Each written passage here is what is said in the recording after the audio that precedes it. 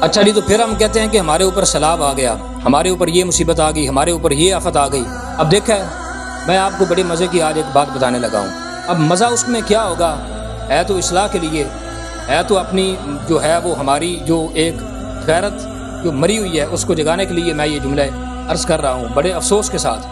آج ایک مجھے دوست ملا اور وہ کہہ رہا تھا کہ یہ جو سیلاب کے اندر جو مال، گائیں، بھینسیں، بھیڑیں، بکریاں وغیرہ، بھئی ہر چیز تو جو ہے وہ سیلاب کی لپیٹ میں ہے۔ اب جتنا مال اس میں بہہ کے آ رہا تھا، اب وہ مجھے دوست ایک علاقے کی بات بتا رہا تھا کہ ادھر پنڈی پھٹیاں کا علاقہ ہے۔ وہ کہہ رہے تھے کہ ادھر کچھ مال بہہ کے سیلاب میں آیا، پانی میں جو بہہ کے آیا، تو ایک بندہ تھا کہ وہ جناب وہاں سے مال، اب وہ پتہ نہیں کس بیچارے بندے کا ہے، وہ کہاں سے آیا، کیسے وہاں تک وہ مطلب سیلاب کی زد میں وہاں تک پہنچا۔ تو بندہ تھا ادھر کا جناب، اس نے کیا کیا، وہاں سے وہ سارے کا سارا مال نکال کے وہ 10-12 گائیں بھینسیں جتنی بھی تھیں وہ ساری کی ساری جناب وہ نکال کے نا وہ ان کو جناب وہ اپنی طرف ہانک کے لے کے جا رہا تھا۔ اب تھوڑا قریب گیا، آگے جا کے جناب اس کو ایک سانپ نے ڈس لیا۔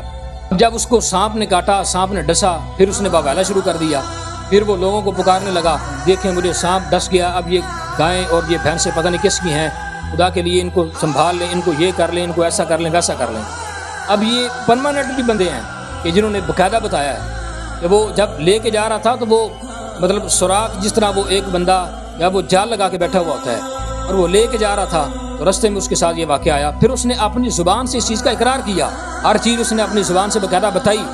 کہ یار میری نیت یہ تھی، میں اس نیت سے لے کے جا رہا تھا، لیکن میرے ساتھ یہ حادثہ ہو گیا، خدا کے لیے میری اس سے جان چھڑائیں۔ خدا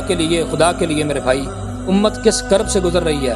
اور لوگوں کے ساتھ کیا کیا معاملات پیش آ رہے ہیں۔ کتنے لوگ ہیں جو بیچارے بے گھر ہو چکے ہیں، کتنے لوگ ہیں جناب جن کے بچے سیلاب میں بہہ گئے، کتنے افراد ہیں جناب کی جن کی بیویاں، جن کی مائیں، جن کے والدین، کتنی جانیں ہیں جناب وہ اس میں ضائع ہو چکی۔ اور خدا کے لیے ساری کی ساری امت،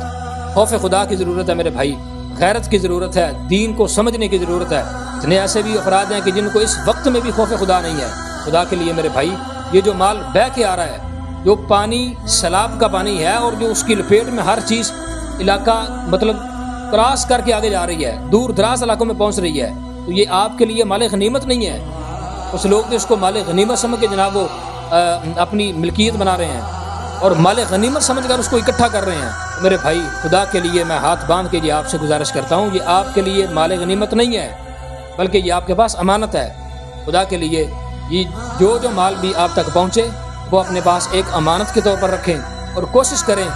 کہ جہاں سے آپ کے پاس جس علاقے سے پانی آ رہا ہے، یقیناً اس کا رخ تو ہے نا ایک، اور جس سمت سے آپ کے پاس پانی آ رہا ہے، کوشش کریں کہ اس علاقہ جات میں جا کر جو ہی یہ صورتحال تھمتی ہے، اللہ تعالیٰ ہمیں اس سے محفوظ فرمائے، جو ہی یہ صورتحال تھمتی ہے تو کوشش کریں ان علاقہ جات میں جا کر اپنی طرف سے بھی ان کی خدمت کریں۔ یہاں تو نظام ہی الٹ چل رہا ہے، پھر کہتے ہیں جناب خدا ہم سے مطلب ناراض ہے، پھر کہتے ہیں کہ جناب مصیبتیں ہماری جان نہیں چھوڑ رہی، پھر کہتے ہیں جناب بیماریاں ہماری جو ہے وہ جان کو گھیرے ہوئے ہیں۔ بھئی بیماریاں کیسے آپ کی جان چھوڑیں جب کو ایسے حالات میں بھی آپ کو خدا یاد نہیں ہے اور لوگوں کا مال جو ہے وہ آپ غصب کر رہے ہیں، آپ لوٹ مار کر رہے ہیں۔ تو خدا کے لیے ان کاموں سے باز رہیں۔ اللہ تعالیٰ سمجھنے کی توفیق عطا فرمائے۔